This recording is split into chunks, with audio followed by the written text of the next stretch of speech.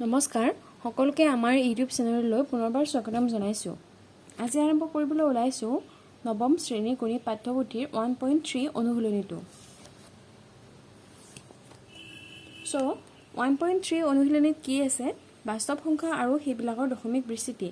এতিয়া বাস্তৱ সংখ্যা কি হয় তোমালোকক আগৰ ভিডিঅ'বিলাকত কোৱা হৈছে, তোমালোকে নিশ্চয়কৈ জানা বুলি মই ভাবি লৈছোঁ। এতিয়া আমি পঢ়িম সেইবিলাকৰ দশমিক বিস্তৃতি। এতিয়া চোৱা, সেইবিলাকৰ দশমিক বিস্তৃতিৰ কথা কৰিবলৈ যাওঁতে আমি কেইটামান অৱস্থা পাম, অৰ্থাৎ কেইটামান ধৰি লোৱা কেইটামান সূত্ৰ যিবিলাকৰ সহায়ত তোমালোকে ইজিলি বস্তুবিলাক বুজিব পাৰিবা। চ' 1 নম্বৰ সূত্ৰটো বা অৱস্থাটো কি আছিলে? ভাগশেষ শূন্য হয়। অৰ্থাৎ চোৱা, কিবা এটা গণিত যেতিয়া কিবা এটা সংখ্যাক যেতিয়া আমি হৰণ কৰিম, তেতিয়া যদি ভাগশেষ শূন্য ওলায়, তেতিয়া আমি কি ক'ম? তাৰ দশমিক বিস্তৃতি অন্ত পৰে। যেতিয়া ভাগশেষ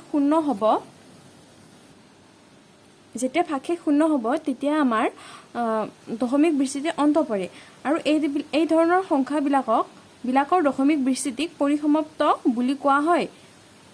এতিয়া বুজি পালানে? যদিহে ভাগশেষ শূন্য হয় তেতিয়া আমি চিম্পলি ক'ব পাৰোঁ যে সেইটো সংখ্যাৰ দশমিক বিস্তৃতি পৰিসমাপ্ত। আৰু অৱস্থা নম্বৰ 2ত দিয়া আছে ভাগশেষ কেতিয়াও শূন্য নহয়। অৰ্থাৎ ভাগশেষ যদি শূন্য নোলায়, একৰ বাহিৰে ধৰা বেলেগ বেলেগ সংখ্যাবিলাকো ওলায়, তেতিয়া কি হ'ব?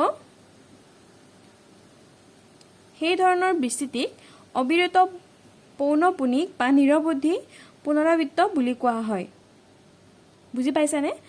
যদিহে শূন্য নহয়, অৰ্থাৎ অন্য কিবা ভাগশেষ ৰৈ যায়, তেতিয়া কি হ'ব? আমাৰ সংখ্যাটো পৌনঃপুনিক হ'ব বা নিৰৱধি পুনৰাবৃত্ত হ'ব। এতিয়া আমি অনুশীলনীলৈকে চাওঁ। 1 নম্বৰত কি দিয়া আছে? তলত দিয়া সংখ্যাবিলাকক দশমিক বিস্তৃতিত প্ৰকাশ কৰা আৰু প্ৰতিটোৰে দশমিক বিস্তৃতি কি ধৰণৰ হয় উল্লেখ কৰা। মই ভিডিঅ'টো অকণমান সহজ হ'ব বুলিয়ে টাইম কনজিউম কৰিবৰ কাৰণে মই কৰি থৈ দিছোঁ আগতে। তোমালোকে চাই লোৱা ইয়াতে অনুশীলনী 1.3ত কি আছিলে 1 নম্বৰটোত? 36/100। ঠিক আছে? তো আমি কৰিছোঁ এইটো 36ক আমি 100 কৰিছোঁ, কৰোঁতে আমি কি ওলাল? 0 ওলাল। হৰণখিনিতো বুজি পাইছে তোমালোকে। তো কি হ'ল? ভাগফল এইটো হ'ল। আৰু ইয়াতে তোমালোকে ভাগফল দিয়াতকৈ তোমালোকে ভাগশেষ শূন্য বুলি দিবা আৰু দি পেলাই ক'বা যে দশমিক বিস্তৃতি সীমিত, যিহেতু ভাগশেষ শূন্য। এতিয়া আহোঁ কুৱেশ্যন নম্বৰ 2লৈকে।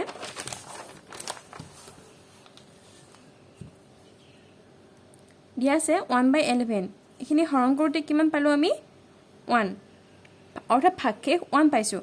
গতিকে আমাৰ এইটো কি হ'ব? 09, দশমিকৰ পিছত কি আছে? 0909, অৰ্থাৎ 09টো আমাৰ পুনৰাবৃত্ত হৈছে, অৰ্থাৎ পুনৰ আহি আছে, হয়নে? তো আমি এইটোৰ ওপৰত বাৰটো দি দিছোঁ, দশমিক বিস্তৃতি অসীমত, আৰু কমা দি লিখিবা তোমালোকে, যিহেতু ভাগশেষ 1, অৰ্থাৎ শূন্য যিহেতু নহয়, সেইবাবে আমাৰ দশমিক বিস্তৃতি অসীমত বা পৌনঃপুনিক বুলি লিখিব পাৰা। ঠিক সেইদৰে এইটো চাই লোৱা। 3 নম্বৰটো কি আছে? 4/8। এইটো আমি ভাঙি ল'ম। ভাঙি ল'লে কি হ'ব? 33/8। এতিয়া আমি এইটো হৰণ কৰি দিলে হ'ল। আৰু যদি হৰণ কৰাৰ পিছত ভাগশেষ শূন্য হয়, তেতিয়া হ'ব আমাৰ কি হ'ব? দশমিক বিস্তৃতি সীমিত হ'ব। আৰু যদি ভাগশেষ শূন্য নোলায়, অৰ্থাৎ বেলেগ সংখ্যা ওলায়, তেতিয়া কি হ'ব? আমাৰ দশমিক বিস্তৃতি অসীমত বা পৌনঃপুনিক। বুজি পাইছা?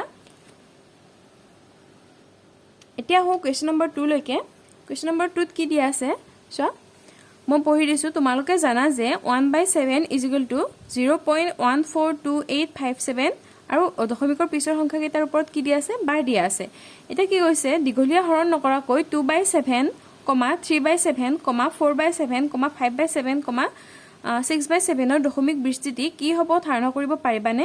যদি পাৰিবা কেনেকৈ কৰিব দিছে?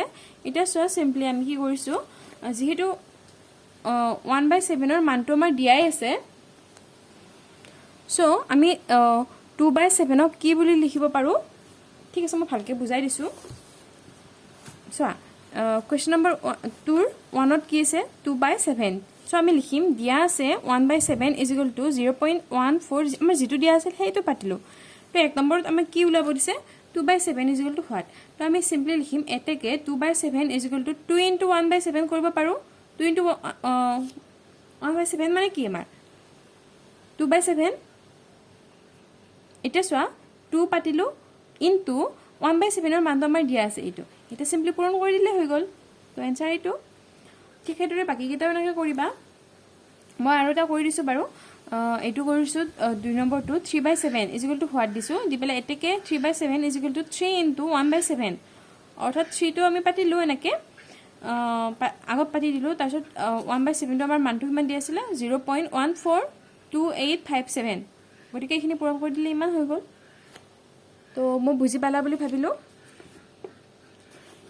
এতিয়া কুৱেশ্যন নম্বৰ তোৰ বাকীকেইটা তোমালোকে এনেকৈ চিম্পলি কৰিবা 3টোৰ লগতো কৰি দিলোঁ এতিয়া 4টো কৰিবলৈ হ'লে কি কৰিব লাগিব 4টো কৰিবলগীয়া হ'লে 4 ইনটু 1/7 এইটো কৰিবলগীয়া হ'লে 5 ইনটু 1/7 এইটো কৰিবলগীয়া হ'লে 6 ইনটু 1/7 1/7 মানটো আমাৰ দিয়া আছে বাকী 4 5 6 এইকেইটা পূৰণ কৰি দিলে হৈ গ'ল